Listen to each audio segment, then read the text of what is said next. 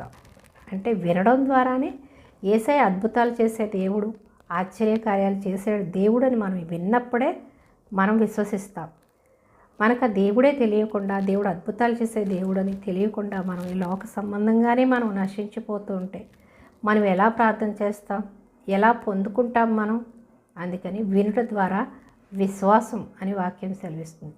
అందుకే వాక్యం ఇంతగా విరివిగా ఈ ప్రజలందరికీ కూడా అందుతుంది. కానీ ఆ విన్న వాక్య ఎవరు వింటున్నారు? వినకపోతే ఎవరికి నష్టం? వినని వారికే నష్టం.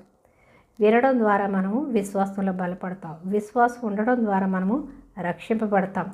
రక్షింపబడడం ద్వారా మనము పరలోక రాజ్య వారసులుగా చేర్చబడతాం.